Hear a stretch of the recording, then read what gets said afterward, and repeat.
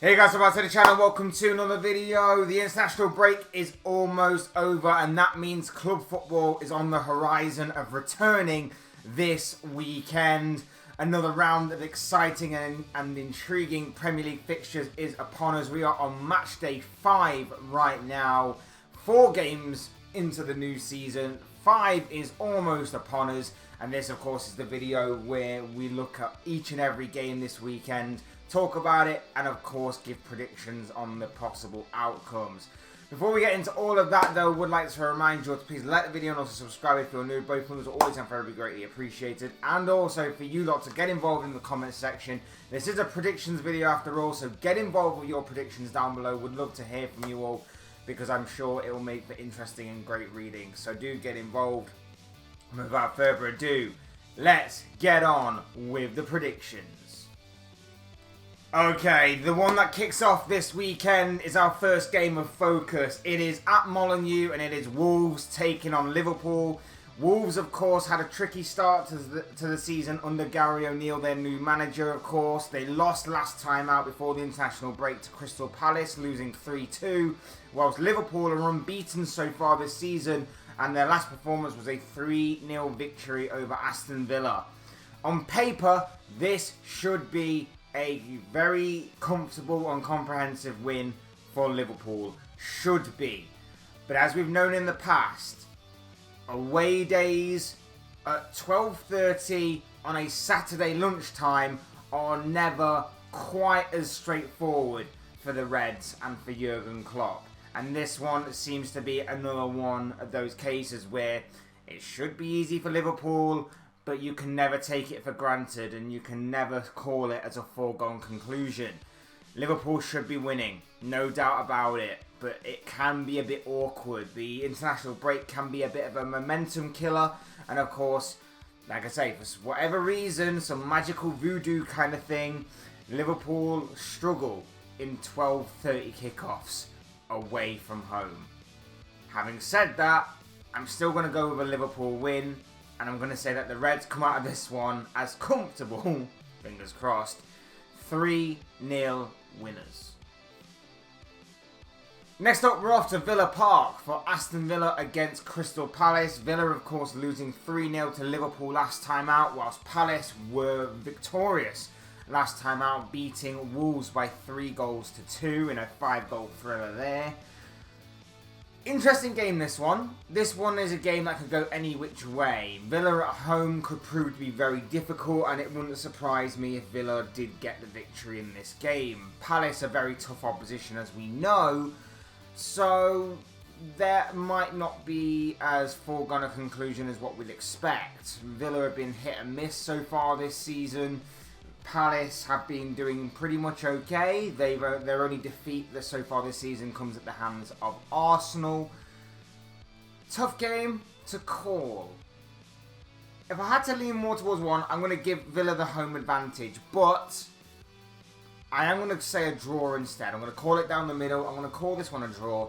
And I'm going to say that this game will end 2-2 from the final whistle. But again, this is a game that could end any which way. A London derby of sorts sees Fulham host Luton. Fulham, of course, looking to bounce back from that defeat to Manchester City before the international break, whilst Luton are still looking for even their first point of the season, let alone their first victory, since obviously becoming the new boys of the Premier League. Big game. Massive game for both clubs. I think the home advantage will do Fulham the world of good in this game, and that's why I see them getting the 3 points here. For Luton, it's very difficult to see where their first point or victory will come from. They may fancy their chances in this game, and like I say, maybe the international break will have done them the world of good to regroup and refocus and to sort of get back onto the training pitch, that kind of thing, and focus their energy on evaluating the Premier League so far and identifying their weaknesses and all of that kind of stuff from the first 3 games of the season. So maybe that would have actually helped them a hell of a lot. But, like I say, Fulham are going to be tough. Fulham at home especially is going to be tough. And I think they may just have the firepower in attack just to get them across the finish line towards a 3 points in this one, which is why I am going to go for a 2-1 victory in favour of Marco Silva's side. Next up, we're off to Old Trafford as Manchester United take on Brighton. Massive game this one, and I can't believe it's being shown on the 3 o'clock games. Manchester United obviously have had a hit and miss start to the season. 6 points out of a possible 12, 2 wins out of 4. Brighton, on the other hand, 3 wins from their first 4 games, have dominated possession in the large majority of those games, and of course are looking very strong right now. They're scoring goals for fun, they are ripping teams apart, and they're coming up against the United side who, like I say, haven't looked the best so far this season. And I think that Brighton can certainly take advantage of that. Brighton are looking to do what not a lot of teams are able to do at Old Trafford, which is beat Manchester United. United actually have a very good home record over the course of the past year or so. And so Brighton are looking to beat that record that United currently have. This is a tough game.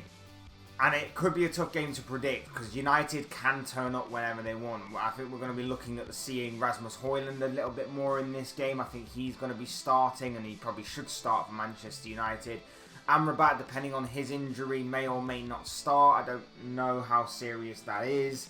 So we might see at least one of Manchester United's newest signings that we haven't yet seen so far this campaign properly. Obviously, he made his cameo appearance against Arsenal. But in saying that, I'm going to go with Brighton. I think Brighton can go to Old Trafford and I think they can dominate possession and I think they can tear United apart. I think if they're on form, if they're on song, they can absolutely put United to the sword in this game. And I think United will look dangerous on the counter-attack. Of course they will. They have the players to launch that counter-attack and do very well. And like I said, I think with Højlund backing them up front now, I think that they can be even more dangerous. But I think Brighton will get the job done. And that is why I am going to go with a 3-1 victory. I know, a little bit surprising, but 3-1 to Brighton in this game. Next up, it is Tottenham against Sheffield United at the Tottenham Hotspur Stadium. Another 3 o'clock game. Spurs, of course, have been brilliant so far this season. A bit of a surprise package, I guess you'd say, because we didn't really know what to expect of Spurs to kick off the season. 3 wins out of a possible 4. Unbeaten so far in this campaign. And their last performance was a 5-2 victory over Burnley. And now they face another of the Premier League new boys in Sheffield United who are winless so far in this campaign. They managed to get a point on the board in their last game against Everton in what was a 2-2 draw there.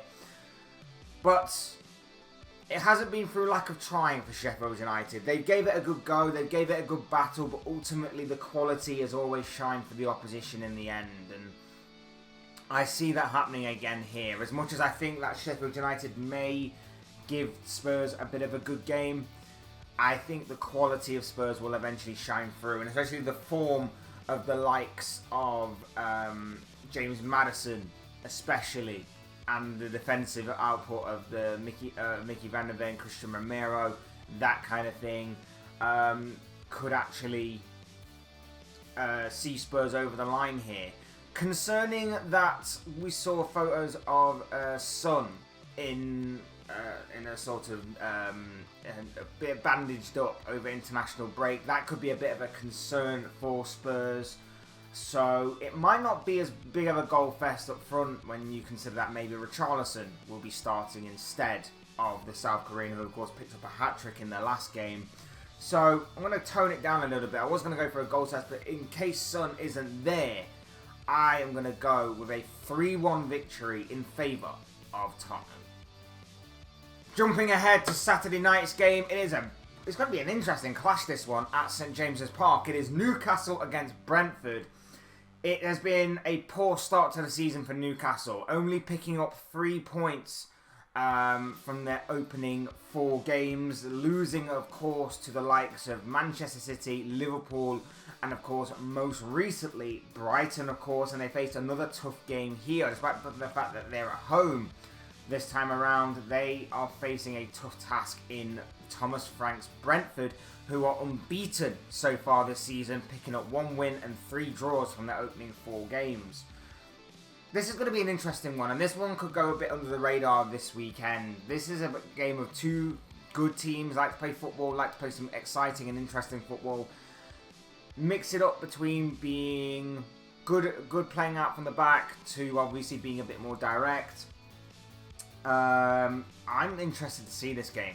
Very much interested to see this game. I think this one could be a very exciting and intriguing game between 2 sides who have their defensive frailties at times, but ultimately look very good going forward. I think Newcastle being at home, you might have to give them the slight advantage, but we know how good Brentford can be in these types of situations. And when they play on the counter-attack, they can be very, very, very lethal. And with the start to the season that Brian Mbeumo's had in particular, and of course Vissa alongside him, I wouldn't be surprised if Brentford did get something from this game. I'm predicting another draw for Brentford here. And I'm going to say that this game will end 2-2. But again, this is another game that could go any which way. Newcastle need to get the points, of course they do, because of the poor start to the season that they've had. But Brentford will be tough. So that's why I'm calling it right down the middle. Moving on to Sunday's games, and first up we have got Bournemouth taking on Chelsea. It is the Cherries against the Blues. Massive game at the Vitality Stadium. This one. Chelsea need to win. That's the bottom line of this. Chelsea need to win. There's a bit of cause for concern with the Blues right now. There's a bit of worry for the Blues right now. Chelsea ultimately need to win.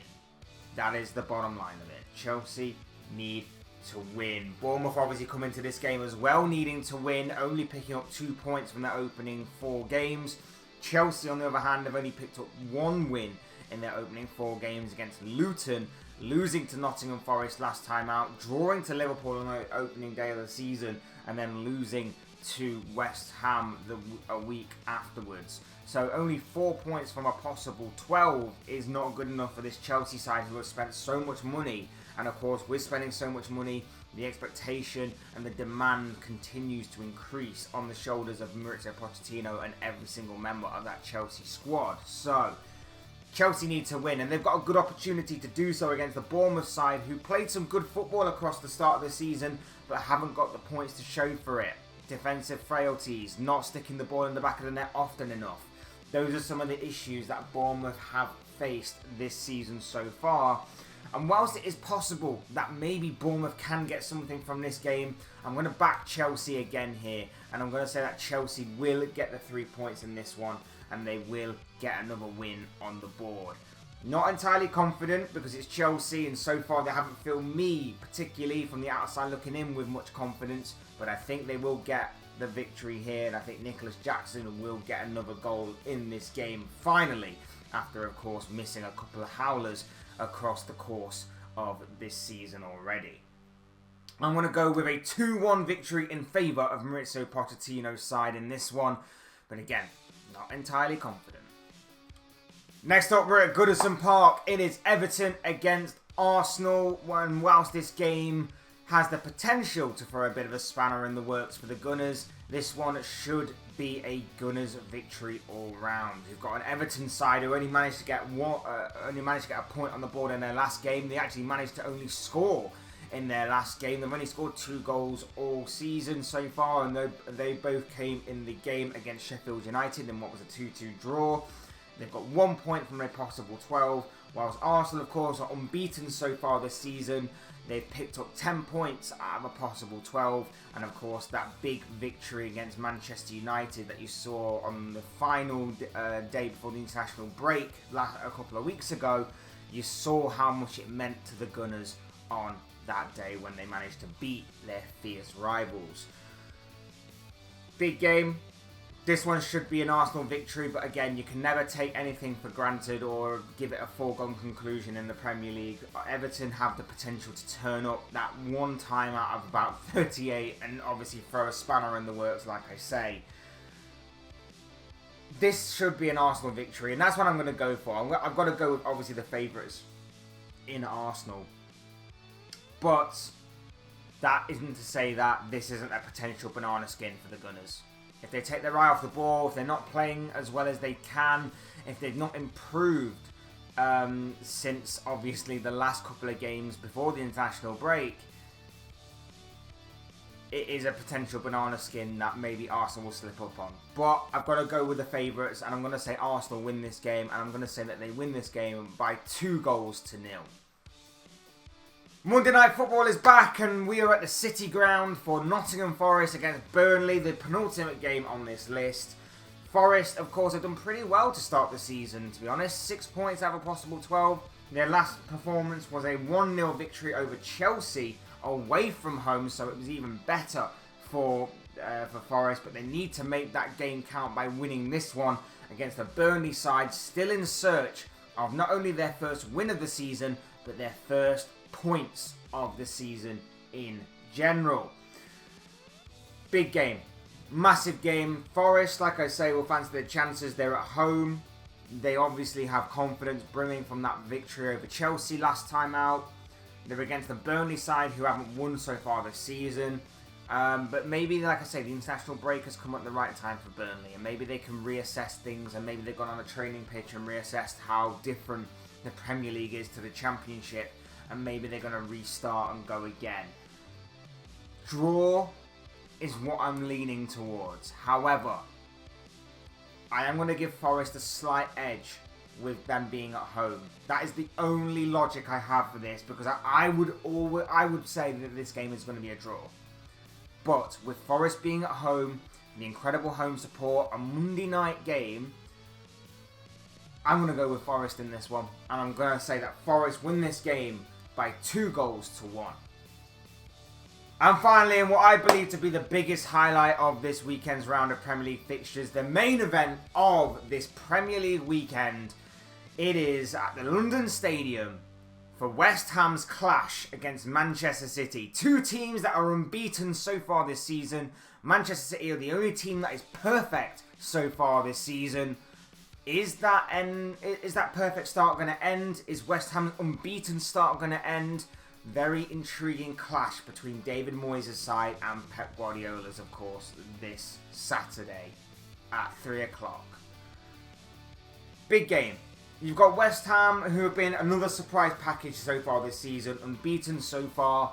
They've really told the story of you don't need all the possession to win games. Their possession stats haven't been as big as, say, like a Brighton or a City, but it's what they've done with the ball that has made them great, and obviously what has got them through so many games. The likes of Jared Bowen and Mikel Antonio seem to have returned to form right off the bat. Will that continue post the international break? Only time will tell. And then, of course, on the other side of things, you've got Manchester City. Perfect so far this season. 12 points from 12, 4 wins from 4. City side that is going from strength to strength and is not even out of second gear yet. That's the scary part. They are winning games and dispatching teams without coming out of second gear so far. And as we know, Pep Guardiola's side like to shift through the gears as the season continues. So as the season's going to progress, this team is only going to get more and more dangerous. It's going to be a carbon copy of what West Ham are used to. They'll allow City to have the ball, they'll sit back, they'll try and soak up the pressure, and then they'll try and launch a counter-attack. They'll try and use Jared Bowen, they'll try and use Mikel Antonio's strength and pace to hold the ball up, bring others into play and use them as a bit of a target man. It's going to be that kind of game for West Ham, in which, of course, it's not what they do it's not so much what they do with the majority of possession. They're not going to have that. It's what they do when they do have the ball and how well they take their chances. It's going to be a little bit like they did against Chelsea. It's going to be a little bit like they did against Brighton, or a lot like they did against Brighton, in which, of course, they capitalised on some defensive errors and they made Brighton pay, despite Brighton having a lot of the ball. That's going to be a similar kind of story here. So we know that West Ham have previous of doing this kind of game plan. In saying that, it'll be a tough game for City. They'll have to find a way to break down what is going to be, I assume, a tough and resilient West Ham backline. As much as I want to say that West Ham gets something from this game, I can't see anything other than a City win. I genuinely cannot see anything other than City win, even if it is away from home, even with City not exactly being at a second gear yet. I just can see the better players, the better quality in the attacking third shining through. Haaland, like I say, he started off the season brilliantly well. 6 goals in the opening 4 games for him. I'll assume he is going to get on the score sheet yet again for Pep Guardiola's side, which is probably going to be the difference maker on the day. And that is why I am going to go for a 2-1 victory at the final whistle in favour of Pep Guardiola's Manchester City. But as I always say, these are just the thoughts, comments, opinions, but most of all, of course, predictions of this guy. I want to know what you guys think. What do you make of all the games that are coming up this weekend in another exciting and intriguing round of Premier League fixtures? And let me know in the comment section your thoughts, your comments, opinions, but most of all, of course, let me know your predictions on all of the games coming up this weekend. I'm sure they'll all make for great and interesting reading. Otherwise, hit that like button on the way up if you enjoy the video. Subscribe if you're new or want to see more content like this. Both things are always incredibly greatly appreciated. And as always, thank you all so much for watching and listening. I've been Fletch. This has been another Premier League predictions video. And I will see you and speak to you all again soon in another video or live stream or whatever it may be. Cheers, guys. Have a good one. Take care. See you soon.